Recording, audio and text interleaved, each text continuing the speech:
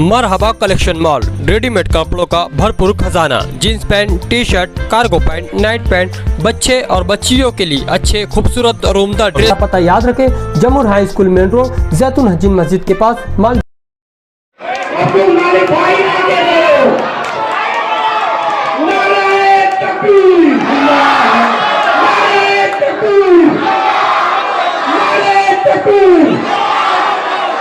देखो देखो कौन आया, देखो देखो कौन आया। तेरा मेरा रिश्ता क्या, ला इलाहा इल्लल्लाह। तेरा मेरा रिश्ता क्या, तेरा मेरा रिश्ता क्या,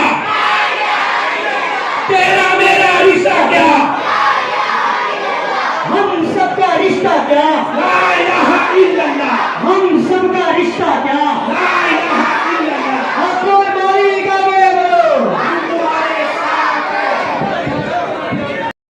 शाह बिरादरी की नुमाइंदगी करने वाले अल्ताफ शाह और शकील शाह और उनके साथ आए हुए अहबाब अयाज हलचल, भूरे खान, राजू गाइड, सुभाष पहलवान और दीगर कारपोरेटर हजरात और हमारी पार्लियामेंट्री बोर्ड के तमाम मेंबरान। किसी शायर ने कहा है कि दुआ बहार की मांगी तो इतने फूल खिले, दुआ बहार की मांगी तो इतने फूल खिले, कहीं जगह न रही मेरे आशियाने।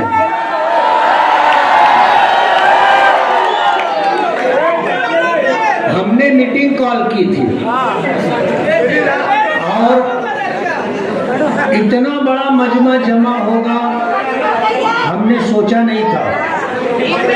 आपकी मोहब्बतों को सलाम, आपके खुलूस को सलाम, आपकी हमदर्दियों को सलाम। मैं तो अल्लाह रब्बुल आलमीन से ये दुआ करूंगा कि ये इनायत, ये नवाजिश लिख दे मेरे वास्ते, चंद कतरों पर कनात लिख दे मेरे वास्ते, और के हिस्सों में लिख दे लहलहाती खेतियां, बीज बोने की सआदत लिख दे मेरे वास्ते। आज की हमारी ये पहली मीटिंग साबिक मेयर अब्दुल मालिक साहब ने, डॉक्टर खालिद परवेज साहब ने, यूसुफ इलियास साहब ने आपको बता दिया कि हम गधों के साथ दौड़ना नहीं चाहते थे। हम इलेक्शन खड़ा नहीं करना चाहते थे, हम वक्त का इंतजार कर रहे थे। लेकिन झूठ इतनी शिद्दत से बोला जा रहा है और ये झूठ चलकर हमारे दरवाजे तक आ गया, तो मजबूरन हमें दरवाजे से बाहर निकलना पड़ा और शहर को ये बताने पर हम मजबूर हो गए कि सच क्या है और झूठ क्या है। इस वार्ड में आकर के वार्ड के लोगों को गुमराह करने की कोशिश की गई कि मुफ्ती साहब ने काम क्या किया। अरे अल्लाह का एहसान है, आज पूरे शहर में 15 जगहों पर हमारा काम चल रहा है और 20 करोड़ रुपए से ज्यादा काम अभी पेंडिंग है। हमारे कामों को रोकने के लिए प्रशासक को इस्तेमाल करके हमारे कामों को रोका गया और अंडरग्राउंड ड्रेनेज के नाम पर, जिसके वो पार्टनर हैं और जिनके लोग सुपरवाइजर करके वहां पर लगे हुए हैं, उनको 1-1 लाख रुपया महीने की तनख्वाह मिल रही है। हमारे कामों को रोकने की कोशिश की गई, लेकिन कहते हैं ना, जिसे अल्लाह रखे उसे कौन चखे। आज पूरा शहर अपने चश्मे सर से देख रहा है कि जहां भी काम हो रहा है हमारा काम हो रहा है। 15 मकामात पर एक साथ काम चल रहे हैं और इस वार्ड के लोगों से पूछा गया कि आपके वार्ड में क्या काम हुआ। कारपोरेशन के खजाने को मौलाना अब्दुल हमीद नोमानी पुल के नाम से आपने चूना लगाया। 80 लाख और 1 करोड़ रुपए में वो पुल बना है। इतनी बड़ी शख्सियत, इतना बुलंद नाम, जिसकी गूंज मालेगांव से लेके दिल्ली तक थी, मरहूम हजरत मौलाना अब्दुल हमीद नोमानी रहमतुल्लाह अलैह के नाम से जिस पुल को मंसूब किया गया, जिसके नाम पर 1.5 करोड़ रुपया कारपोरेशन का लूटा गया, किस तरह का बना करके दिया गया है आपको पता है।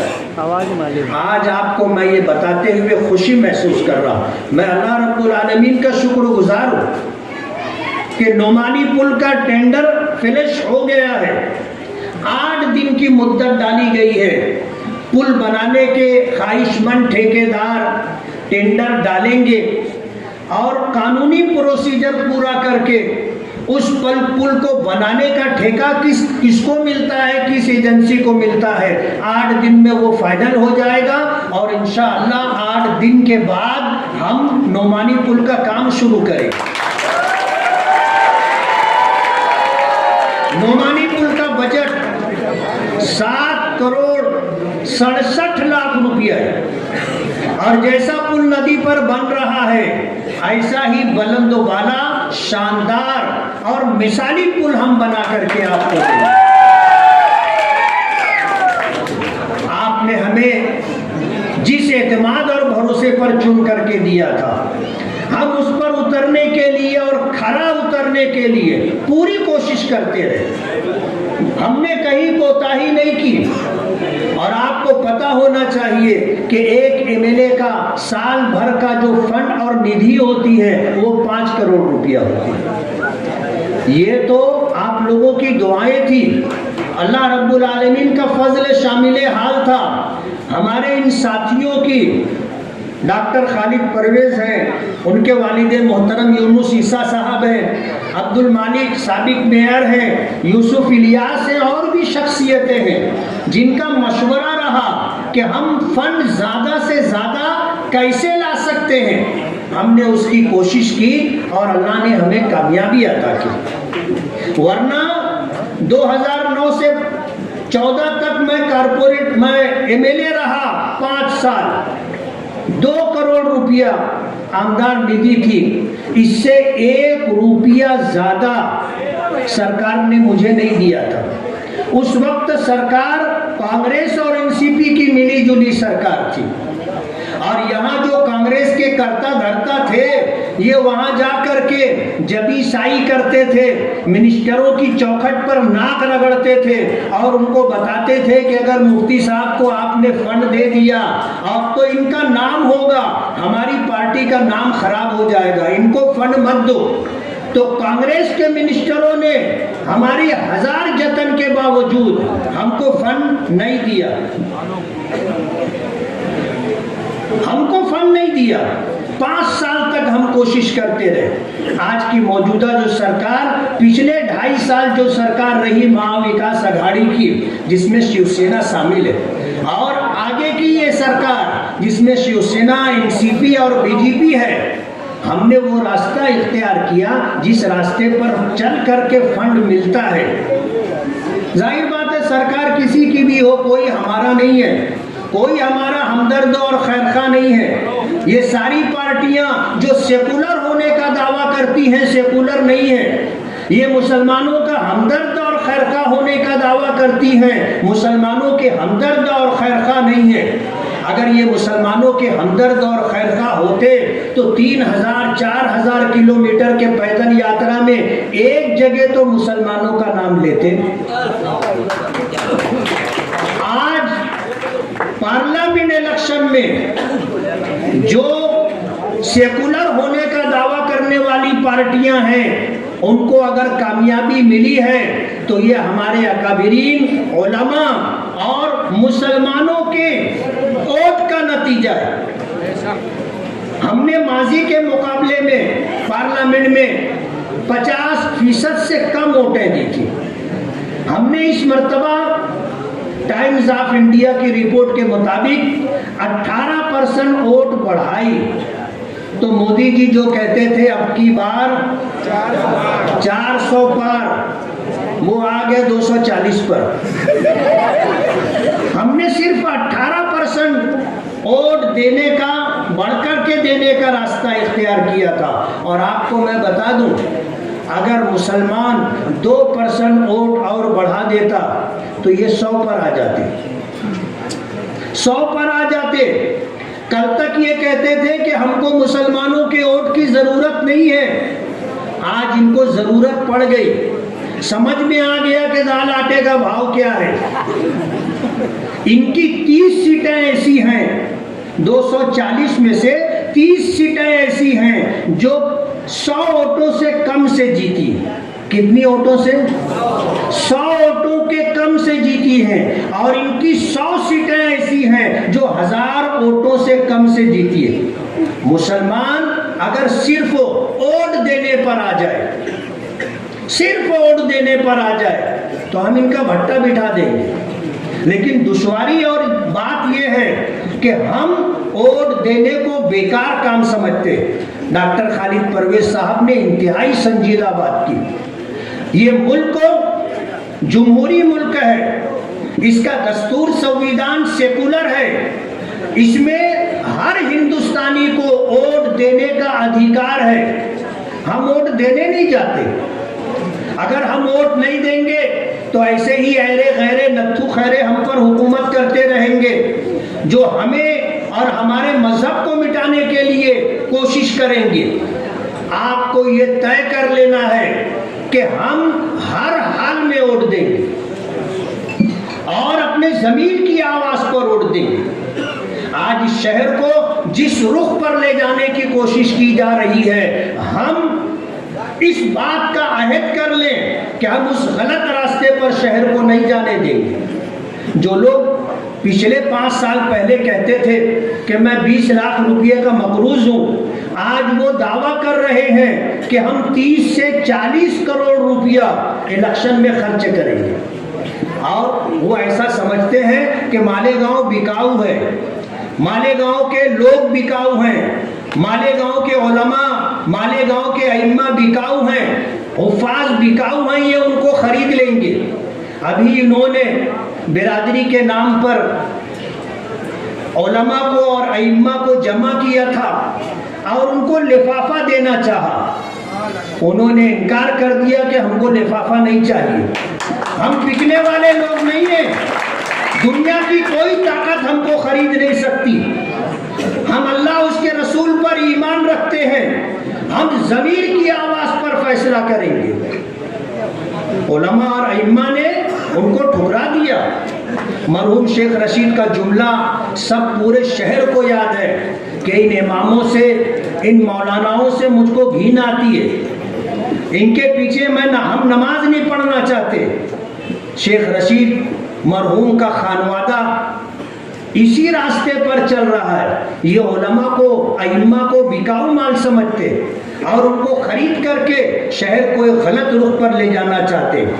आज मैं आपको ये बताना चाहता हूँ कि पूरे शहर के अंदर जितना काम हमने किया है, एक काम के मुतालिक कोई शिकायत नहीं है। मैंने जिस वक्त सियासत में कदम रखा था, उस वक्त जो काम करने वाले बरसरे इक़्तिदार ये और इनके आबा व अजदाद थे, वो शहर में कैसी रोड बना रहे थे। मैंने बताया था, रोड बनती है, एक बारिश होती है, काजू बादाम निकलने लगता काजू बादाम निकलने लग जाता। आज अल्लाह का करम है, 100 के करीब सड़कें हम बना चुके, छोटी बड़ी। एक जगह भी काजू बादाम निकलना तो दूर की बात है, शक्ल भी नहीं बता रहा है ना। हम क्वालिटी में काम करके दे रहे हैं और इंशाअल्लाह क्वालिटी में काम करके देंगे। पूरा शहर देखेगा, पूरा शहर देखेगा। जो रोड हमने शुरू किया, आरसीसी बनाना, सीमेंट रोड बनाना, हमारी देखी देखा लोगों ने बनाना शुरू किया, लेकिन उनके बनाए हुए रोड रास्ते आप जाकर के देख सकते हैं। हम वक्त आने पर उसकी निशानदही भी करेंगे। इस शहर के अंदर हमने जो काम किया है ये उसकी लिस्ट है। आप बोलो तो मैं सुना दूं। हमने वॉलीबॉल ग्राउंड में 10 लाख रुपए के बजट से हॉल और गेट का काम किया है। आप जा करके देख सकते हैं। साजिद अब्दुल रशीद से आप राब्ता करेंगे, वो आपको ले जा करके बता देंगे। गालिब नगर और झोपड़े वाली मस्जिद के पास हमने 4 गलियों में 20 लाख रुपए के बजट से सीमेंट कंक्रीट रोड का काम किया है। महल्ले के लोग इस बात के गवाह हैं। और इसके अलावा इस महल्ले से हट करके होने वाले जो काम है, जैसे यूनुस ईसा साहब, उनकी गली 25 लाख रुपए के बजट से बनेगी। याकूब उस्ताद अखाड़े वाली गली 25 लाख रुपए के बजट से बनेगी। नोमानी ब्रिज 5 करोड़ 76 लाख रुपए के बजट से बनेगा। चंदनपुरी गेट से मासूम शाह कुट्टी तक 3 करोड़ रुपए के बजट से सीमेंट कंक्रीट रोड बनेगा। वार्ड नंबर 17 में चंदनपुरी गेट से अल्लामा इकबाल पुल तक 2.5 करोड़ रुपए के बजट से सीमेंट रोड बनेगा। वार्ड नंबर 17 में 21 लाख रुपए के बजट से लाइट और पोल का काम होगा। इंशाअल्लाह ये काम हम 2 महीने में आपको करके देंगे। काम शुरू हो जाएगा और वक्त आने पर काम भी होगा। हमने सलाम चाचा रोड पर 1 करोड़ रुपए के बजट से सीमेंट कंक्रीट रोड बना दी है। सूफिया मस्जिद वाली रोड 30 लाख रुपए के बजट से बन चुकी है। पवारवाड़ी गट नंबर 111 की 12 गलियों में 1 करोड़ के बजट से सीमेंट रोड और गटर बन रही है। पवारवाड़ी गट नंबर 116 की 8 गलियों में 60 लाख रुपए के बजट से सीमेंट रोड और गटर का काम चल रहा है। पवारवाड़ी नाहिद हज्जिन मस्जिद के पास 8 गलियों में 50 लाख रुपए के बजट से सीमेंट रोड और नाला बन रहा है। दत्ता नगर वाली गली में 1 करोड़ रुपए के बजट से रजा चौक वाला रोड 2 करोड़ रुपए के बजट से, खलील सेठ की साइजिंग वाला रोड 30 लाख रुपए के बजट से, नया पूरा जलील दादा मिंबर वाली, बुरा मत मानना, कैसा है कि इसी नाम से पहचाने जाते हैं। मैं सिर्फ जलील बोलता तो शायद आप नहीं पहचानते। जलील मिंबर की गली, नया पूरा जलील मिंबर वाली गली 20 लाख रुपए के बजट से बन चुकी है। बराबर है जलील भाई। नया पूरा सलीम इक्का वाली गली नंबर 14 तामीरी काम चल रहा है। वार्ड नंबर 13 जाफर नगर अशफाक साहब वाली गली बन चुकी है। मौलाना उमरैन चौक के पास 1 करोड़ रुपए के बजट से गार्डन का काम मुकम्मल हो चुका है। मालदा में गार्डन का काम 5 करोड़ रुपए के बजट से इंशाअल्लाह होगा। वर्क ऑर्डर वगैरह हो चुका है। इस्लामपुरा निशात रोड 50 लाख रुपए के बजट से ये रोड बन चुका है। 15 से 20 करोड़ रुपए के बजट से इस महीने में काम शुरू है। कुछ हो गया है, कुछ होने वाला है। हमने शहर में काम किया है और क्वालिटी में काम किया है और इंशाअल्लाह जो रोड हमने बनाया है 15-20 साल आपको उसको वहाँ रोड बनाने की जरूरत नहीं पड़ेगी। इस शहर को जिस रुख पर ये ले जाना चाहते हैं, हमारे तमाम साथियों ने उसकी निशानदही की है। ये शहर को तबाह और बर्बाद करना चाहते हैं। जिनके पास पैसे नहीं थे, इलेक्शन लड़ने के वक्त 20 लाख रुपए का अपने आप को मकरूज बता रहे थे, आज उनके पास 30 से 40 करोड़ रुपया कहां से आया? क्या धंधा करते हैं, क्या कारोबार करते हैं? पिछले दिनों आपने सुना था खालिद हाजी ने ऐलान किया था नशा मुक्त मालेगांव। क्या ऐलान किया था? नशा मुक्त मालेगांव। और उस वक्त अलग अलग मकामात पर प्रोग्राम करके नशे का धंधा करने वाले लोगों पर प्रेशर बनाया जा रहा था। उनको धौंस और धमकी दी जा रही थी। उनके घरों में घुस करके उनका हाथ पैर तोड़ दिया जाएगा ऐसा वार्ड नंबर 7 में उन्होंने ऐलान किया था, लेकिन कानूनी तौर पर कुछ नहीं किया। कहीं एक लेटर नहीं दिया, कहीं कंप्लेन नहीं की। जब ये सब लोग प्रेशर में आ गए तो खालिद हाजी साहब उनके पार्टनर बन गए,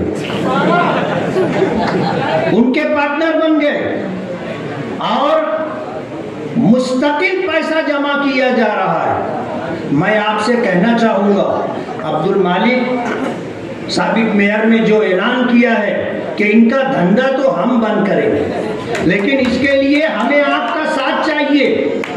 आपके इल्म में अगर आए, आपको पता चले कि कौन कुत्ता गोली बेचता है, कौन एमडी बेचता है, कौन गांजे का कारोबार कर रहा है, कौन नशा और चीजें बैरून शहर से ला करके मालेगांव में सप्लाई करता है, कौन होलसेलर है और कौन रिटेल में ये काम करता है, अगर आपको पता चले, आपकी शरई और समाजी जिम्मेदारी है, आप हमसे राब्ता करें, उनको अंजाम तक पहुंचाने का काम हम करें। आने वाले थोड़े दिनों में आप सुनोगे कि ये जो धंधा कर रहे हैं और जो इनके पार्टनर बने हैं, इंशाअल्लाह थोड़े दिनों में ये अंदर रहेंगे। हमने हाउस में इनके खिलाफ आवाज उठाई और मालेगांव छोड़ दीजिए, मालेगांव में डिपार्टमेंट में ऐसी काली भेड़ है जो इनसे हफ्ता लेती है और हफ्ता लेने की वजह से इनके खिलाफ जब ईमानदार ऑफिसरान कार्रवाई करना चाहते हैं तो ये उनको खबर कर देते, उनको बता देते। लेकिन मैं उन काली भेड़ों से ये कहना चाहता हूँ कि आज इस शहर में ईमानदार ऑफिसरान मौजूद हैं, हमारे जिले में ईमानदार ऑफिसरान मौजूद हैं, महाराष्ट्र के अंदर ईमानदार एजेंसियां मौजूद हैं। ये इनके तमाम कॉन्टेक्ट निकाल रहे हैं और उनको मिल भी रहे हैं। डॉक्टर खालिद परवेज साहब ने इशारे में ये बात कही कि उनकी कॉल रिकॉर्डिंग है, क्रॉस रिकॉर्डिंग कर दी गई है और कहते हैं कानून का हाथ बहुत लंबा होता है। गुनहगार ऐसा समझता है कि कोई मुझे देख नहीं रहा है, लेकिन बहुत पहले हमारे बड़ों ने ये बात कही है कि दीवारों को कान होता है, बराबर है। उसमें एक जुमला मैं आगे बोलता हूँ, दीवारों को आंख भी होती है। तुम्हारे सारे कारनामे आज डिपार्टमेंट के सामने है और इंशाअल्लाह ज्यादा दिन नहीं लगेगा। मैं तो आपको ये खुशखबरी दूंगा, इलेक्शन होने से पहले इनके घर के 2 जिम्मेदार अंदर होंगे। लड़ना हम भी जानते हैं, लड़ना हम भी जानते हैं। रौनकाबाद के 2019 के जलसे में शेख आसिफ साहब ने कहा था कि मुफ्ती साहब मुझे मारने के लिए सुपारी दिए। उस वक्त मैंने ऐलानन ये बात कही थी, अलल ऐलान, कि मेरे पास अपनी सेफ्टी के लिए, सेल्फ सेफ्टी के लिए लाइसेंस वाला रिवॉल्वर है। जिस दिन मुझे लगेगा कि मेरे ऊपर कुछ होने वाला है तो मैं ही मार दूंगा ना।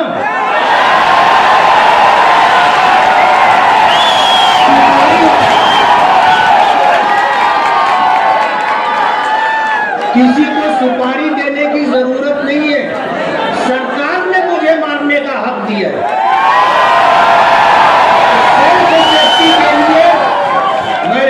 इस्तेमाल कर सकता हूँ। और एक बात और बता दूं, मेरा निशाना बहुत अच्छा है। आप पहले पूरी बात सुन ले, मेरा निशाना बहुत अच्छा है और टारगेट करके मैं लोगों को बता सकता हूँ। कोई डर और खौफ की बात नहीं है। अरे डरे हुए तो वो लोग हैं, जब यहाँ मीटिंग लेने आए थे तो बोल दिए थे कि जो लोग हैं इसमें से आधे मेरे हैं। और आज मुझे कुछ लोगों ने बताया कि कुसुम्बा रोड पर जो मजदूर लूम चला रहे थे उनको बोलो लूम बंद करो, हमसे 300 रुपया लो और मीटिंग में चलो। हमारे किला तैराक ग्रुप के एक दो लोगों को बुलाया गया। अगर वो मीटिंग में नहीं आते तो उनको ऐसा लगा कि यार बाद में कहीं तकलीफ ना हो, तो वो आ गए। वो किला तैराक ग्रुप का नाम इस्तेमाल किए। ये किला तैराक ग्रुप के लोग बैठे हैं, ये सब मेरे पास घर ये सब मेरे पास घर चल करके आए और उन्होंने बताया कि हम किला तैराक ग्रुप में 70 मेंबर हैं और हम अलग ऐलान कहते हैं कि हम आपके साथ हैं और आपका इलेक्शन अपना इलेक्शन समझ करके, शहर का इलेक्शन समझ करके हम लड़ेंगे। यहाँ भी मीटिंग में और अलग अलग मीटिंग में वो बोलते हैं एक मौका दो। क्या बोलते हैं? एक मौका दो। अबे तुम शेख रशीद का 40 साल जश्न मना चुके। शेख रशीद साहब 2 मरतबा आमदार रहे, तुम आमदार रहे 1 मरतबा। शेख रशीद साहब मेयर रहे, तुम मेयर रह चुके।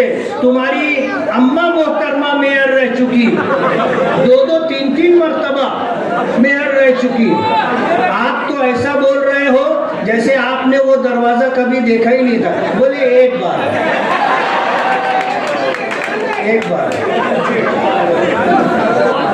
सारी दौलत तो वहीं से लूट करके आप लाए, पूरे शहर को खंडहर आपने बना दिया, पानी आपने बेच डाला और साथ में ये कहा कि अगर हमारा बस चले तो ये नारू शंकर का किला भी बेच डाले।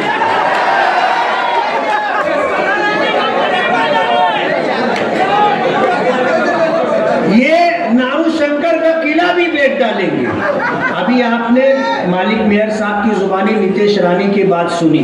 मैं आपको सच्चाई बताता हूँ, नितेश राणे को मालेगांव लाने वाला शेख आसिफ है और उसकी कॉल रिकॉर्डिंग भी है। कहते हैं ना,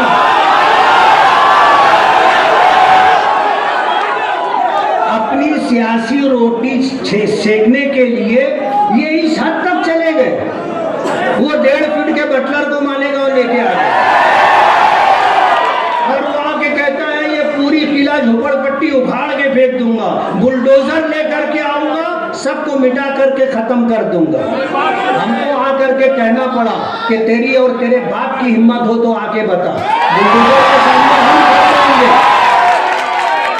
बुलडोजर के सामने हम खड़े रहेंगे। उसकी हिम्मत नहीं है मालेगांव आने की। उसको इन्होंने सपोर्ट किया था और उनको मालेगांव लाने के लिए पूरी प्रोग्रामिंग हुई थी, लेकिन कहते हैं ना कि माजी आदमी का पीछा नहीं छोड़ता। और अब मुसीबत ये हो गई है कि जिसको फोन करो तो उसकी कॉल रिकॉर्डिंग चालू रहती है। अब बहुत सोच समझ के बात करनी पड़ती है कि ये अपना है या पराया है और कॉल रिकॉर्ड हो रही है।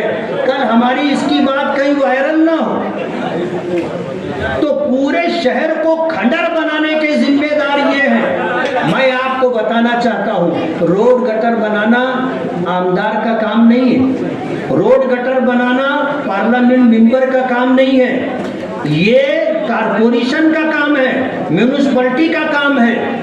हमारे अलहाज मरहूम शब्बीर अहमद साहब जब यहाँ सदर बल्दिया थे, उन्होंने उस जमाने में जो सीमेंट रोड बनाई है आज तक उसका बदल नहीं और काजू बादाम आज तक निकला नहीं।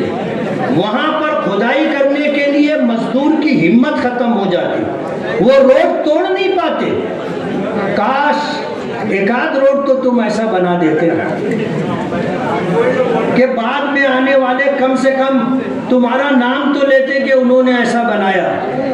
ये 25 साल इक़्तिदार पर रहे कारपोरेशन में। कारपोरेशन का बजट इस मर्तबा जब अभी कमिश्नर से मेरी बात हुई तो उन्होंने जो बताया कि साल का 100 करोड़ रुपया शहर की तामीर और तरक्की पर खर्च होता है। 100 करोड़ रुपया 25 साल से ये हैं 2500 2500 करोड़ रुपया इस शहर पर खर्च हुआ है। शहर की हालत क्या है? ईमानदारी से अगर ये पैसा खर्च होता तो आज हमको काम करने के लिए, रोड बनाने के लिए एक रोड भी नहीं मिलता और एक गटर भी नहीं मिलती। कहीं पानी का पाइपलाइन लाइट के लिए हमें एमएलए का बजट नहीं देना पड़ता, हमको बजट लेके घूमना पड़ता कि कहाँ लगाएं। अभी तो हालत ऐसी हो गई है कि एक महीने में काम करो, आजू बाजू के तमाम लोगों के फोन आने लगते हैं, मुफ्ती साहब, मुफ्ती साहब हमारे महल्ले की तरफ भी देखो, हम अपना इस्तेमाल किया हुआ पानी खड्डे में जमा होता है, हमको अपने हाथ से निकाल करके फेंकना पड़ता है। ये हालत है शहर की। और ये अपना गुनाह, अपना जुर्म छुपाने के लिए आज छचन कर रहे हैं। इधर उधर जहाँ थोड़ा बहुत कहीं खड्डा दी गया वहाँ जाके बैठ रहे हैं, कहीं ढापा टूट गया वहाँ जाके बैठ रहे हैं। और मैं तो उनका इस माना करके शुक्रगुजार हूँ कि जहाँ इन्होंने कोई काम नहीं किया, हमने काम करने के लिए बेड़ा उठाया, फंड लाए, टेंडरिंग हुई, वर्क ऑर्डर हो गया, अब वहाँ पर काम होना है तो ये वहाँ जाके धरना दे रहे हैं। मैं शुक्रगुजार हूँ। वो ऐलान करते काम करो, मुफ्ती साहब काम करो, यानी हमारा काम है प्रचार, वो लोग कर रहे हैं। दूरबीन लेकर के आते, मुझको कुछ लोग बोलने लगे, बोले मुफ्ती साहब उनके तो बहुत ढेर काम ऐसे हैं कि जिसको ढूंढने के लिए अगर तुम और तुम्हारी टीम निकल गई तो ये घर से निकलना छोड़ देंगे। बोलो आएगा वो टाइम, वो काम भी हम करेंगे। तो ये ऐसे बोलते, बोले एक मर्तबा, अरे क्या 25 साल 40 साल में सारा मौका तो शहर ने आपको ही दिया था, आपने शहर को क्या दिया? आपने शहर को क्या दिया? पूरे शहर को आपने खंडर बना दिया और शहरियान को आपने जिल्लतनाक जिंदगी गुजारने पर मजबूर कर दिया। अहले शहर को ये बात सोचना चाहिए, आज जो जुर्म उन्होंने किया है और नामर्दी के साथ जिस तरह अब्दुल मालिक पर फायरिंग की है, डर तो है उनको। यहाँ जब आए थे तो मजमे में मीटिंग में आधे लोग उनके थे, जिसमें से 20 लोग के पास सामान भी था।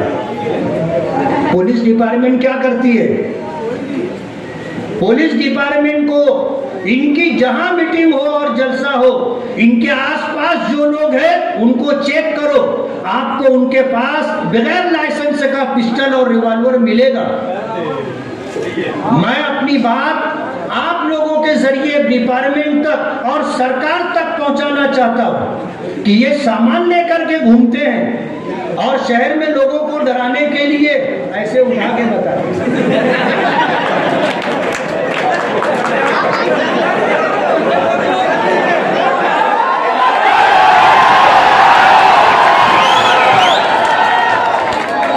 बहुत पहले किसी ने कहा, बहुत पहले, कि इन जैसे कामों के लिए कलाई नहीं कलेजा चाहिए, और वो कलेजा है हमारे पास।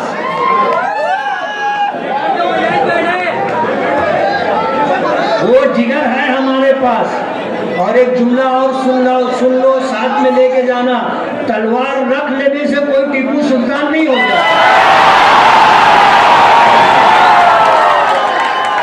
वक्त आएगा आपको बताएंगे,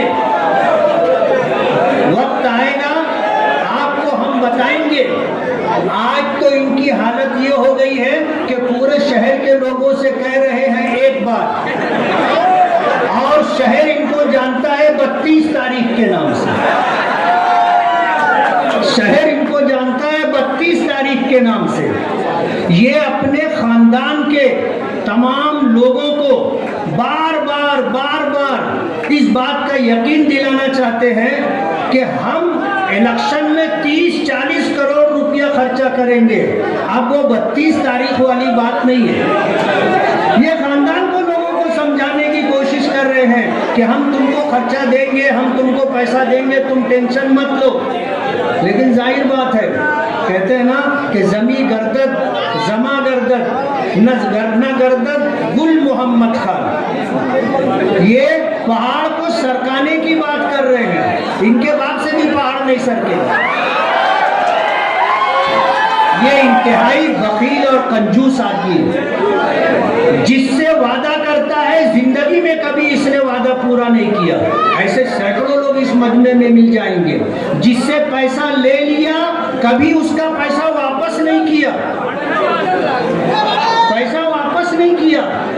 और पिछले इलेक्शन 2019 में शहर में 50 लोगों से पैसा लिया था। आज भी वो लोग रो रहे हैं। जब इनको फोन करते बोले फोन करना नहीं, पैसा मांगने के लिए फोन करना नहीं। बेचारे सीधे साधे शरीफ लोग हैं, अपने पैसे पे सब्र कर लिए। पीछे यूसुफ भूरे खान साहब बैठे हैं, ये भी लेवाल है। हाँ, ये भी लेवाल है। इन्होंने कभी उनको मदद की थी, आज तक इनका पैसा वापस नहीं आया। तो ये 32 तारीख है और ये अपने खानदान को और शहर के लोगों को ये समझाना और बताना चाहते हैं कि वो बात अब नहीं है। लेकिन कहते हैं ना, आदमी की फितरत नहीं बदलती, फितरत नहीं बदलती। और ये जो कह रहे थे कि आज हमसे नाराजगी मत जताओ, पेटी बंद होने के बाद सब बात कर लेंगे, सब नाराजगी खत्म हो जाएगी। मैं आपको बताना चाहता हूँ, पेटी बंद होने के बाद इनका मोबाइल भी बंद हो जाएगा।